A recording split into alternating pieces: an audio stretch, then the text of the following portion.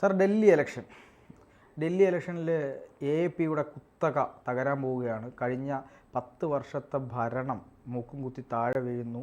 ഒരുപാട് വർഷങ്ങൾക്ക് ശേഷം, അതായത് 27 വർഷങ്ങൾക്ക് ശേഷം BJP ഡൽഹി പിടിക്കാൻ പോകുന്നു എന്നതാണ് വരുന്ന എക്സിറ്റ് പോളുകളെല്ലാം പറയുന്നത്. ഇപ്പോൾ ഇന്നലെ വന്നിട്ടുള്ള ടുഡേയ്സ് ചാണക്യയുടെ എക്സിറ്റ് പോൾ ഫലവും അങ്ങനെ തന്നെയാണ് പറഞ്ഞിട്ടുള്ളത്. ഏകദേശം ഒരു 50 സീറ്റിനടുത്ത് എല്ലാ എക്സിറ്റ് പോളുകളും ഏകദേശം പറയുന്നുണ്ട്. 45 മുതൽ 50 സീറ്റ് വരെയാണ് പറയുന്നത്. ഞാൻ ചോദിക്കാൻ വന്നത്, അതിനെപ്പറ്റിയുള്ള ചർച്ചകളൊക്കെ ഏകദേശം നടന്നിട്ടുണ്ട്. പക്ഷേ ഇതിൽ അങ്ങനെ BJP ഡൽഹി പിടിക്കുകയാണെങ്കിൽ അതിന് പുറകിൽ ഒരു കാര്യം കൂടെയുണ്ട്. RSS എന്ന് പറയുന്ന ഒരു മഹാപ്രസ്ഥാനം. ഞാൻ മനസ്സിലാക്കുന്നതനുസരിച്ച് ഡൽഹിയിൽ RSS ഏകദേശം 3000-ഓളം ചെറു യോഗങ്ങളാണ് നടത്തിയത്, ഓരോ പോക്കറ്റുകളിലായിട്ട്. അടിത്തട്ട് വർക്ക് വളരെ ശക്തമായിരുന്നു. അപ്പോൾ BJPക്കൊപ്പം RSSും കൂടെ തുനിഞ്ഞിറങ്ങിയ ഒരു തെരഞ്ഞെടുപ്പ് എന്ന് വേണം ഡൽഹി തെരഞ്ഞെടുപ്പിനെ പറ്റി പറയാൻ. എന്തായിരിക്കും ഡൽഹിയിലൊരു സംഭവിക്കാൻ പോകുന്നത്? എനിക്കതിൽ ഡൽഹിയിലെ കുറച്ചുകൂടി വ്യത്യാസം എനിക്ക് തോന്നിയത്, ഡൽഹിയിൽ ഒരു ആപ്പിൻ്റെ കുത്തക ഉണ്ടായിരുന്നു. ഈ കുത്തകയുടെ സവിശേഷത എന്ന് വെച്ചിട്ടുണ്ടെങ്കിൽ, എനിക്ക് അത്യാവശ്യം ഡൽഹിയെക്കുറിച്ച് നല്ല ചിത്രമുണ്ട്. ഈ ഡൽഹിയുടെ പല പ്രദേശത്തും മിഡിൽ ക്ലാസ്സിലെ ലോവർ ഇൻകം ഗ്രൂപ്പിലാണ് ആപ്പിന് കൂടുതൽ സ്വാധീനം ഉണ്ടാക്കിയത്. അവിടെ മുഴുവൻ ധാരാളം NGOs ഉണ്ട്. ഏകദേശം 1000-ഓളം NGOs ആണ് അവിടെ വർക്ക് ചെയ്യുന്നത്. ഈ NGOസിനൊക്കെ ചില ദൗത്യങ്ങൾ അക്കാലത്ത് ആപ്പ് കൊടുത്തിട്ടുണ്ടായിരുന്നു. NGOs ആണ് ചില സ്ഥലത്ത് ചില ക്ഷേമ പ്രവർത്തനങ്ങൾ അവർ സംഘടിപ്പിക്കും. ഈ തരത്തിൽപ്പെട്ട ക്ഷേമ പ്രവർത്തനങ്ങൾ നടത്തിയിട്ടുള്ള NGOസിൻ്റെ കേന്ദ്രങ്ങൾ, ആ കേന്ദ്രങ്ങൾ സത്യത്തിൽ ഏകദേശം ഈ നമ്മുടെ ഈ കമ്മ്യൂണിസ്റ്റ് പാർട്ടിയുടെ കമ്മ്യൂണിസ്റ്റ് വില്ലേജുകളൊക്കെ ഉണ്ട്, ഗ്രാമങ്ങൾ, ആ ഗ്രാമങ്ങളെ പോലെ തന്നെയാണ്. അവിടെ ഓൾഡ് ഡൽഹിയിലൊക്കെ അടക്കമുള്ള പല സ്ഥലങ്ങളിലും ഇവിടെ ഒന്നും ആർക്കും കയറാൻ പോലും സാധിക്കില്ല. അത്രയ്ക്ക് ടൈറ്റ്, അവരുടെ രാഷ്ട്രീയ ടൈറ്റ് പാക്റ്റ് ആയിട്ടുള്ള സെൻറ്റേഴ്സ് ആയിരുന്നു അവരെ സംബന്ധിച്ച് ഇതൊക്കെ ഉണ്ടായിരുന്നത്. അവിടെയാണ് ഇടിവ് തട്ടിയിരിക്കുന്നത്. കാരണം അവിടെ നേരത്തെ ഓട്ടോറിക്ഷ, ഞാൻ തന്നെ ഒരു ഓട്ടോറിക്ഷ പോയ സമയത്ത് അയാൾ പറഞ്ഞത്, ഞാൻ പാർലമെൻറ്റിലേക്ക് BJPക്ക് വോട്ട് ചെയ്യും, പക്ഷേ അസംബ്ലിയിലേക്ക് ആപ്പിനാണ് വോട്ട് ചെയ്യുക. ആപ്പിനെ കൊണ്ടാണ് നമുക്ക് പ്രയോജനം. വൈദ്യുതി ഫ്രീ ആയിട്ട് കിട്ടും, വെള്ളം ഫ്രീ ആയിട്ട് കിട്ടും, വാഹനയാത്ര വീട്ടിലെ സ്ത്രീകൾക്ക് സൗജന്യമായിട്ട് കിട്ടും, ഇത്യാദി പ്രയോജനങ്ങൾ ഉണ്ടെന്നുള്ളതുകൊണ്ടാണ് ആപ്പിന് വോട്ട് ചെയ്യുന്നത്.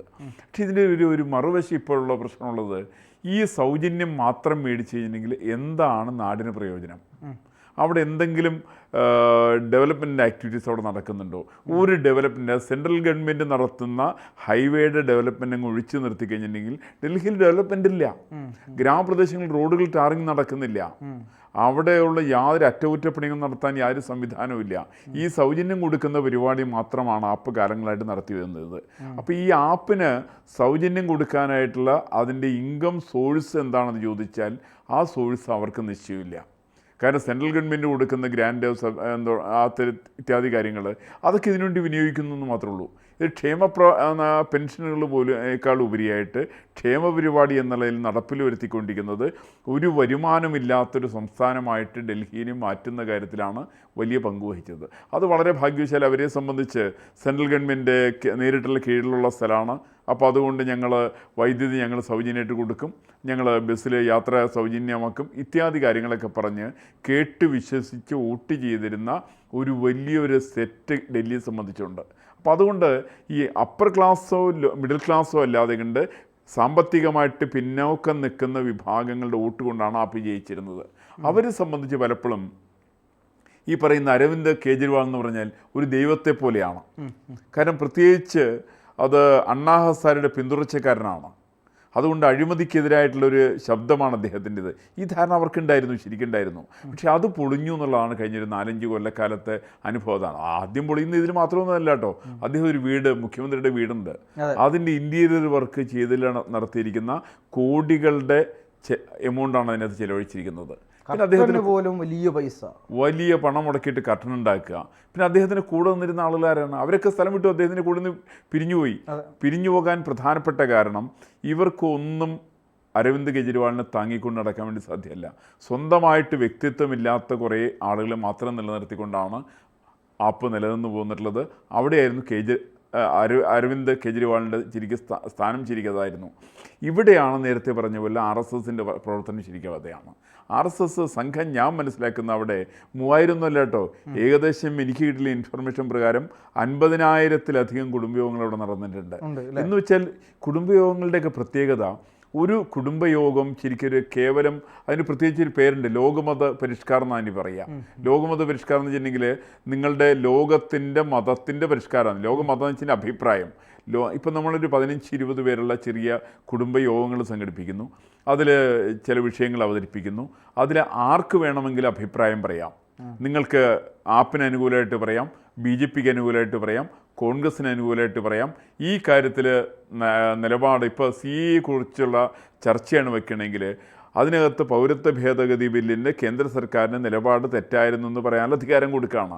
അതാണ് ലോകമതത്തിൻ്റെ സവിശേഷത. അതാണ് ലോക് മത എന്നുള്ളതിനുകൊണ്ട് ജനങ്ങളുടെ അഭിപ്രായത്തിൻ്റെ പരിഷ്കാരം എന്നാണ് ഉദ്ദേശിച്ചത്. പരിഷ്കാരം മീൻസ് അതിനകത്ത് വ്യക്തമായുള്ള ധാരണ അവരിൽ സൃഷ്ടിക്കുക എന്നുള്ളതാണ്. അപ്പോൾ ഇത് ഒരു കേവലം BJP പക്ഷത്തിന് വേണ്ടിയിട്ടുള്ള യോഗം എന്ന് പറയാൻ വേണ്ടി സാധ്യമല്ല.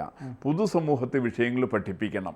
ആ വിഷയങ്ങളുടെ പഠനത്തിൻ്റെ അടിസ്ഥാനത്തിൽ അവർ തീരുമാനിക്കണം ഏതാണ് മെച്ചപ്പെട്ടെന്നുള്ളത്. ഇപ്പോൾ ഉദാഹരണത്തിന് വൈദ്യുതി സൗജന്യം കൊടുക്കുന്നു, അത് ചർച്ച വെച്ചിരുന്നു. ആ ചർച്ചയിൽ എടുക്കുന്ന പൊതുവ് തീരുമാനം പല സ്ഥലത്തുള്ള ആളുകൾ ഈ പരിഷ്കാരത്തിനെതിരാണ്. കാരണം നമ്മളെ വീടുകളിൽ കൊടുക്കേണ്ട വൈദ്യുതിയുടെ ചാർജ് കുറയ്ക്കുന്നത് ന്യായമാണ്. മൊത്തം സൗജന്യം കൊടുക്കുക എന്ന് പറഞ്ഞാൽ ഈ നാടിന് കൊടുക്കുവാനുള്ള ശേഷിയുണ്ടോ എന്നുള്ള വലിയ ചർച്ചയാണ്. ആ തരം ചർച്ചകൾ കൊണ്ടുവരുന്ന കാര്യത്തിൽ ഏകദേശം 50,000-ഓളം വന്ന കുടുംബയോഗങ്ങളിൽ പങ്കെടുത്ത 10 ലക്ഷത്തിൽ പരം ആളുകളാണ് ഏകദേശം ഡൽഹിയുടെ പരിസരത്തൊക്കെ ഉണ്ടായിരുന്നത്. എന്ന് വെച്ചാൽ 10 ലക്ഷം എന്നൊക്കെ പറഞ്ഞിട്ടുണ്ടെങ്കിൽ ഏകദേശം 10 ലക്ഷത്തോളം വീടുകളുടെ പങ്കാളിത്തമാണ് കാര്യത്തിലുണ്ടായിരുന്നത്. അത് ഡൽഹിയിൽ എല്ലാ ഭാഗത്തും നടന്നിരുന്നു. ചെറിയ ചെറിയ പരിപാടികൾ, അതിന് മൈക്ക് വെച്ചിട്ടില്ല. പലപ്പോഴും ഈ വീടുകളുടെ തിരഞ്ഞെടുപ്പുണ്ടായിരുന്ന സവിശേഷത, ഈ തിരഞ്ഞെടുപ്പിൻ്റെ ഇലക്ഷൻ ക്യാമ്പയിൻ ഒന്നും RSS നടത്തിയിട്ടേയില്ല. മറിച്ച് നടത്തി മുഴുവൻ BJPക്കാരാണ്. BJPക്കാർ വീടുകളിൽ പോകുന്നു, അവർ അഭ്യർത്ഥന കൊടുക്കുന്നു, അവർ സംസാരിക്കുന്നു, അവർ വോട്ടേഴ്സ് ലിസ്റ്റിൽ പേര് ചേർക്കുന്നു.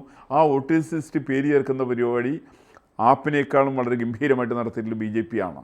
കാരണം അവർക്ക് വേണ്ടത്ര സമയമുണ്ട്. BJPക്കാർക്ക് അവർ വോട്ടേഴ്സ് ലിസ്റ്റ് പേര് ചേർത്താൽ മതി. ബാക്കിയുള്ള ഈ പറയുന്ന ലോക്മത പരിഷ്കാരത്തിൻ്റെ ഭാഗമായിട്ട് ആളുകളെ പറഞ്ഞ് വോട്ടേഴ്സ് ലിസ്റ്റ് പേര് ചേർക്കേണ്ടതിൻ്റെ ആവശ്യകത, അങ്ങനെ വോട്ടേഴ്സ് ലിസ്റ്റ് പേര് ചേർത്തത് വോട്ട് ചെയ്യേണ്ടതിൻ്റെ ആവശ്യകത, വോട്ട് ചെയ്യുന്നത് ജനങ്ങൾക്ക് വേണ്ടിയിട്ടാണ്, ഒരു നാടിന് വേണ്ടിയിട്ടാണ്. ഈ കാര്യങ്ങൾ ആളുകളെ പറഞ്ഞ് പഠിപ്പിക്കുന്ന പ്രവർത്തനമാണ് കഴിഞ്ഞ ഒരു 3 മാസമാണല്ല, എനിക്ക് തോന്നുന്നു 6 മാസമായിട്ടുണ്ടാവും. 5-6 മാസക്കാലമായിട്ട് സംഘം നടത്തിയിരിക്കുന്ന നിരന്തര പ്രവർത്തനം ശരിക്കതായിരുന്നു. ഏകദേശം സമാന പ്രവർത്തനം തന്നെയാണ് നമ്മൾ ഹരിയാനയിൽ കണ്ടത്. ഹരിയാനയിൽ എക്സിറ്റ് പോളൊക്കെ അടക്കം എല്ലാത്തിലും പറഞ്ഞ് അവിടെ കോൺഗ്രസ് തൂത്തുവാരും, അവിടെ മുഖ്യമന്ത്രി ഇന്ന ആളാവും, അതേപോലെ തന്നെ BJP അവിടെ തോറ്റമ്പും. അതുകൊണ്ടാണ് ആദ്യം ഇലക്ഷൻ്റെ ഫസ്റ്റ് കൗണ്ടിങ് തുടങ്ങുന്ന സമയത്ത് BJP പിന്നിൽ വന്ന സമയത്താണ് ചിലരൊക്കെ പറഞ്ഞു BJPയുടെ ഏർപ്പാട് തീർന്നു എന്ന് പറഞ്ഞിട്ട് മുഖ്യധാരാ മാധ്യമങ്ങൾ മുഴുവൻ പെരുമ്പറ കൊട്ടി ഘോഷിച്ചതിന് കാരണം തോക്കെന്ന് വിചാരിച്ചിട്ടാണ്. പക്ഷേ അവിടെയുള്ള സാധാരണക്കാരൻ്റെ വീടുകളിൽ വരെ അവർ വരെ ഈ ചർച്ചയിൽ പങ്കെടുത്തിട്ടുണ്ട്. അത് തന്നെയായിരുന്നു മഹാരാഷ്ട്രയിലും ചെയ്തത്. മഹാരാഷ്ട്രയിലും പറഞ്ഞാലും BJP അധികാരത്തിലെത്തുന്ന ആർക്കും പ്രതീക്ഷ ഉണ്ടായിരുന്നില്ല. ആ പ്രതീക്ഷയെല്ലാം മാറ്റിവെച്ചുകൊണ്ട് ആളുകൾ പോളിംഗ് ബൂത്തിലെത്തുന്നു. ഇപ്പോൾ ഡൽഹിയിൽ നിങ്ങൾ നോക്ക്, ഡൽഹിയിൽ പോളിംഗ് കൂടുതലാണ് മുൻകാലത്തെ അപേക്ഷിച്ച്. കാരണം നമ്മുടെ മെട്രോപൊളിറ്റൻ സിറ്റീസിൽ നിന്നും 50% പോളിംഗ് നടക്കാറില്ല. ആ സ്ഥലത്ത് പോളിംഗിൻ്റെ ശതമാനം കൂട്ടാൻ സാധിച്ചു. ആളുകളെ കൊണ്ട് വോട്ടവകാശം വിനിയോഗിക്കേണ്ടതിൻ്റെ ആവശ്യകത ബോധ്യപ്പെടുത്തുന്ന കാര്യത്തിൽ സംഘം വിജയിച്ചിട്ടുണ്ട്. അപ്പോൾ അങ്ങനെയൊക്കെ വച്ച് നോക്കുന്ന സമയത്താണ് ഈ പറയുന്ന ലോകമത പരിഷ്കാരം എന്ന് പറയുന്ന ഒരു നൂതനമായിട്ടുള്ള പരിപാടി. അതൊന്നും ഒരിക്കലും ആവിഷ്കരിക്കാൻ ആപ്പിന് സാധ്യമല്ല, ഒരിക്കലും ആവിഷ്കരിക്കാൻ കോൺഗ്രസ്സിന് സാധ്യമല്ല. കാരണം അവർക്കൊന്നും താഴെത്തട്ടിൽ ബന്ധങ്ങളില്ല. ആകെയുള്ളത് ആപ്പിൻ്റെ ബന്ധങ്ങൾ NGOs വഴിക്കുള്ള ബന്ധമാണ്. NGOs കൊടുക്കുന്ന ആനുകൂല്യങ്ങൾ, ഈ ആനുകൂല്യങ്ങൾ NGOs എല്ലാ സ്ഥലത്തും ചില യോഗങ്ങൾ സംഘടിപ്പിക്കും. എന്നിട്ട് അവർ പറയും നിങ്ങളൊക്കെ ആപ്പിന് വോട്ട് ചെയ്യണം, നമുക്ക് NGOന് വേണ്ടിയിട്ടുള്ള ആനുകൂല്യങ്ങൾ തരുന്നത് അരവിന്ദ് കെജ്രിവാളാണ്, അതുകൊണ്ട് അരവിന്ദ് കെജ്രിവാളിന് വോട്ട് ചെയ്യണം എന്നാണ് പറയുക. അത് ആദ്യത്തെ ഘട്ടത്തിൽ 1ാമത്തെ ഇലക്ഷനകത്ത് വളരെ സക്സസ് ആയിരുന്നുവെങ്കിൽ 2ാമത്തെ ഇലക്ഷനകത്ത് അത് കുറച്ചൊന്ന് കുറഞ്ഞിരുന്നു. 3ാമത്തെ ഇലക്ഷന് സാമാന്യം ഞാൻ മനസ്സിലാക്കുന്നത് ഡൽഹിയിലെ ഇൻഫർമേഷൻസിൻ്റെ അടിസ്ഥാനത്തിൽ പറഞ്ഞാൽ അതൊരു വലിയൊരു പരാജയമായിരുന്നു ആപ്പിനെ സംബന്ധിച്ച്. അപ്പോൾ അതുകൊണ്ട് ആപ്പിൻ്റെ കോട്ടക്കൊത്തളങ്ങളെല്ലാം തകർക്കപ്പെട്ടു എന്നുള്ളതാണ് മനസ്സിലാക്കേണ്ട വസ്തുത. മറ്റൊന്നുള്ളത് ചോദിച്ചോളൂ. ഒരു കാര്യം കൂടി പറഞ്ഞ് നമുക്ക് അവസാനിപ്പിക്കാം. അതായത് ഈ മദ്യനയ അഴിമതിയുമായി ബന്ധപ്പെട്ട് സാധാരണ ഒരു മുഖ്യമന്ത്രിയെ കേന്ദ്ര ഏജൻസി അറസ്റ്റ് ചെയ്യുമ്പോൾ അദ്ദേഹം പ്രതിപക്ഷത്തിരിക്കുന്ന ആളാണെങ്കിൽ പറയും എന്നെ രാഷ്ട്രീയപരമായി വേട്ടയാടുകയാണ് എന്നാണ് സ്ഥിരം പല്ലവി ഉണ്ടാവുക. പക്ഷേ ആദ്യം അരവിന്ദ് കെജ്രിവാളിനെ അറസ്റ്റ് ചെയ്തപ്പോൾ ആ രീതിയിലുള്ള കാര്യങ്ങളൊക്കെ ഉപയോഗിച്ച് അവർ പ്രതിരോധിക്കാൻ ശ്രമിച്ചു. പക്ഷേ കുറച്ച് ദിവസം കഴിഞ്ഞപ്പോൾ സുപ്രീം കോടതി വരെ പറഞ്ഞു, കൃത്യമായ പ്രാഥമികമായിട്ട് നോക്കുമ്പോൾ ഇയാൾ തെറ്റ് ചെയ്തിട്ടുണ്ട് എന്ന് പറയുകയും ജാമ്യം പോലും കിട്ടാതെ ഇരിക്കുന്ന സമയത്ത് ഡൽഹി പോലുള്ള ഒരു സംസ്ഥാനത്തെ പ്രബുദ്ധരായ വോട്ടർമാർക്ക് പുള്ളി അഴിമതി നടത്തിയിട്ടുണ്ട്, അഴിമതിക്കെതിരെ വർത്തമാനം പറഞ്ഞ് പ്രതികരിച്ച് വന്ന ഒരാൾ തന്നെ അഴിമതി നടത്തുമ്പോൾ ഒരാൾക്കുണ്ടാവുന്ന പ്രതികരണം, പ്രതിഷേധം അത് വേറെ രീതിയിലായിരിക്കും. അത് കൃത്യമായി ഡൽഹിയിൽ ഫലം കണ്ടില്ലേ? അതിന് ഫലം കണ്ടിട്ടുണ്ട്. കാരണം അത് ഫലം കാണാതെ നിവൃത്തിയില്ല. കാരണം അരവിന്ദ് കെജ്രിവാൾ മറ്റ് രാഷ്ട്രീയ നേതാക്കന്മാരെക്കാൾ ഇപ്പം BJPക്ക് എന്തൊക്കെ പറഞ്ഞാലും കഴിഞ്ഞ 10-11 വർഷക്കാലമായിട്ട് കേന്ദ്രം ഭരിച്ചിട്ട് ഒരു അഴിമതി ആരോപണം പോലും ഉണ്ടായിട്ടില്ല. മറിച്ച് ചുരുങ്ങിയ ദിവസങ്ങൾക്കകം തന്നെ അഴിമതിക്കാരാണെന്നുള്ള പേര് സമ്പാദിച്ച ആളാണ് അരവിന്ദ് കെജ്രിവാൾ. പിന്നെ അദ്ദേഹം ആകെ പറഞ്ഞ് ഞാൻ IIT പഠിച്ച ആളാണ്, മറ്റുള്ളവർ പഠിച്ചിട്ടില്ല എന്നാണ്. ഏതാണെങ്കിലും BJPയുടെ സ്ഥാനാർത്ഥികൾ പലരും IITയിൽ പഠിച്ചിട്ടുള്ളവരാണ്, IIT വിദ്യാഭ്യാസമുള്ളവരാണ്, വിദ്യാസമ്പന്നരായിരിക്കുന്ന ആളുകളാണ്. അപ്പോൾ അതുകൊണ്ട് ഈ പറയുന്ന ഒരു പരിപ്പും അദ്ദേഹത്തിന് അവിടെ വേവാൻ സാധ്യതയില്ല. അവിടെ യഥാർത്ഥമായിട്ട് പൊതുസമൂഹം വിഷയങ്ങൾ പഠിച്ചിട്ടുണ്ട്. ആയുള്ള അവിടെ ഒരു ചെറിയ പ്രശ്നം വരാൻ പോകുന്നത് കോൺഗ്രസ് എത്ര ശതമാനം വോട്ട് പിടിക്കുന്നുള്ളതാണ്. കോൺഗ്രസ് ഒരു 9% വോട്ട് പിടിച്ചാൽ സംശയം വേണ്ട BJPക്ക് 50-ലധികം സീറ്റ് കിട്ടും. 9% വോട്ട് പിടിച്ചാൽ മതി. കോൺഗ്രസ് മറിച്ച് ഇപ്പോൾ കഴിഞ്ഞ കൊല്ലത്തെ കൂട്ട് 4% വോട്ട് 3% വോട്ടാണെങ്കിൽ അത് BJPയെ സംബന്ധിച്ചൊരു ബാധിക്കും. BJPക്ക് 40 സീറ്റിനേക്കാൾ താഴെ പോകാനുള്ള സാധ്യത അങ്ങനെ വന്നാലുണ്ട്. പക്ഷേ നിലവിൽ മുസ്ലിം സമുദായത്തിൻ്റെ വോട്ട് കോൺഗ്രസ് പിടിക്കാനുള്ള സാധ്യതയുണ്ട്. അങ്ങനെ വന്നാൽ ഒരു 9% വരേക്ക് അവർക്ക് വോട്ടുകൾ എത്തിക്കാൻ സാധിക്കുന്നതാണ് പ്രതീക്ഷിക്കേണ്ടത്. അപ്പോൾ കോൺഗ്രസിൻ്റെ വോട്ടിൻ്റെ ശതമാനം കൂടുകയും ചെയ്യും. സ്വാഭാവികമായിട്ട് തിരഞ്ഞെടുപ്പിൽ BJP ജയിക്കുകയും ചെയ്യുന്നതാണ് ഇപ്പോഴത്തെ ഡൽഹിയുടെ നമ്മൾ കണക്കുകൾ സൂചിപ്പിക്കുന്നത്. അങ്ങനെയാണ്. എന്തായാലും തൊട്ടടുത്ത ദിവസത്തെ പുലരിയിൽ നമുക്ക് കൃത്യമായി വിവരങ്ങൾ അറിയാം. ആയിക്കോട്ടെ, തീർച്ചയായിട്ടും അതിനൊരു വളരെ പോസിറ്റീവായിട്ടുള്ള റിസൾട്ട് വരട്ടെ എന്ന് പ്രാർത്ഥിക്കാം. നന്ദി, നമസ്കാരം.